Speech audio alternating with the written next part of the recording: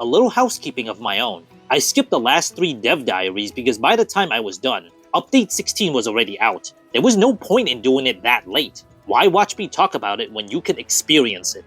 I did make up for it with a low-spec PC video. People really liked that video, and I will do more tests soon.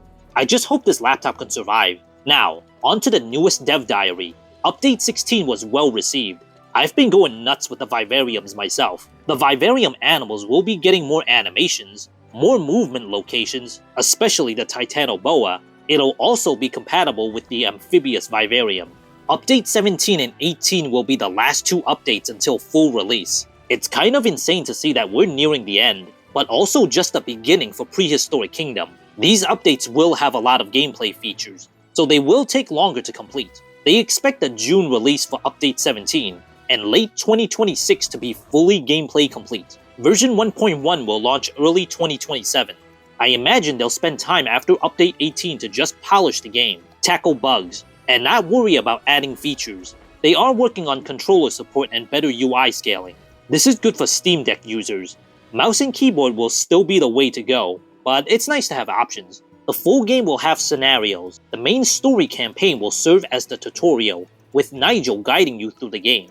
It won't be a long story, but I hope it's very handholdy. I'm not joking. Sim games need a good tutorial that holds your hand and guides you. I've encountered bad sim game tutorials that left me confused and turned me off the game. Complex games required in-depth tutorials. You can also get gold ranks by accomplishing extra tasks. There are also missions. You'll be thrown into a variety of missions where you have to build a successful park under various restrictions. I love this build a successful park in a small area mission because I literally have put this restriction on myself in Sandbox. I'm testing that park next in my low specs laptop. And of course, there are extra objectives to earn gold ranks. So Update 17 will have a PTB. This PTB will focus on improving the management gameplay. Combat is also coming, but it won't be in the PTB. This PTB is all about management. It'll make challenge mode more interesting. Keep in mind that some of the details outlined here may still change. First, they're overhauling the loading bay. The current loading bay isn't very engaging. At most, you buy a few extra trucks and then never touch it again. You don't even have to build loading bays. I always found that change weird. This new loading bay will require you to place your orders. These 4 slots determine what they bring, but you can change them all to meals if you want, but then you won't have room to bring other goods. I imagine the left and right arrows will allow you to adjust the amount the trucks bring. You can repeat your orders up to 12 months. This is a very smart change and makes the players plan ahead. You can research more trucks to increase the slots to 12 slots. I am so happy this game will be a robust management sim as much as it is a creative builder. My dream is to let creative building also affect management. What do I mean? You know the storage buildings? Did you know you can stack them on top of each other, then build stairs, and they'll work perfectly fine? This saves space in your park. The maps are huge, so it's pointless to do that, but imagine using this for the small map challenge. This is using creative building to solve a management problem. They're adding a new logistics management view to help you keep track of what's in storage and what's lacking. You can also keep track of how many resources your facilities are consuming or producing. You can click on it to be taken to that facility instantly. I get pretty nerdy about my stats in building games, and I'm sure this will be helpful for everyone who plays challenge mode.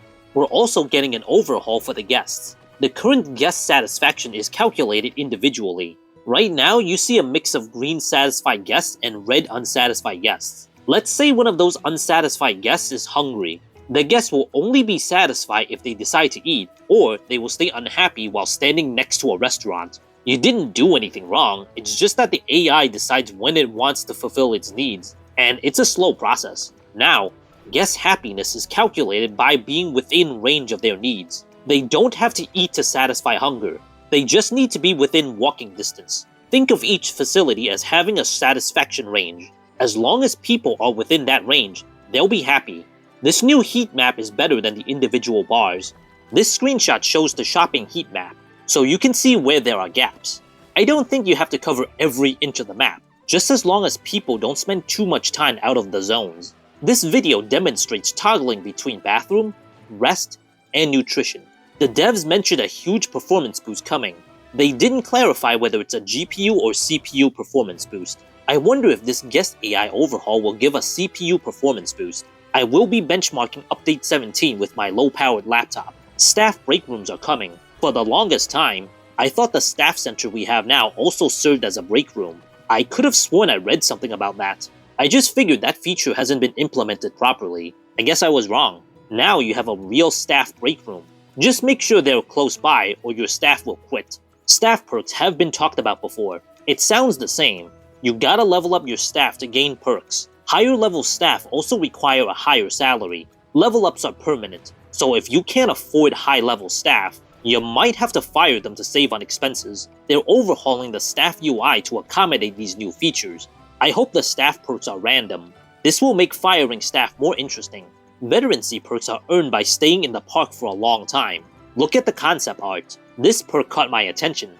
A minus 50% chance of getting attacked. I suggested this before in a video where more experienced staff are less likely to get attacked. I know this is concept art, but the fact that the devs have a similar concept in their mind makes me happy. Plus, it's a pretty obvious idea.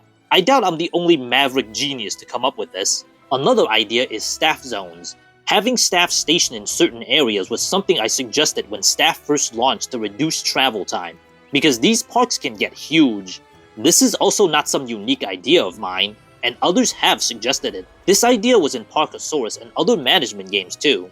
What's new is that staff not assigned to specific areas can help out wherever they're needed. Painting the staff zone is a new idea, or at least this is the first time I've seen it work like this. You can also do a rectangle select. However, if staff are assigned to zones where they can't access supplies, they will venture outside of their zone to get supplies or use the staff rooms. I love it. It gives us so much control, but also helps make the game less rigid. The last big thing is combat. There's nothing to show for the actual combat yet. They're showing off combat wounds instead. There will be some blood coming up. The damages will form scars too. Even the position and rotation will be random. God, I love that they thought of everything. Damage won't correspond with where the animal is hit.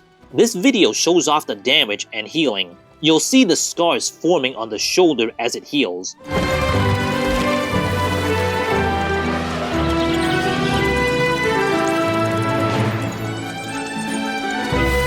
For furry animals, you'll see chunks of fur or feathers missing from the injury. They're also adding bloody mouths to the predators. Apparently, this feature hasn't been done in any zoo sim before. It's such a simple detail, so I'm surprised it hasn't been done. Maybe it was done in a super obscure zoo game or something.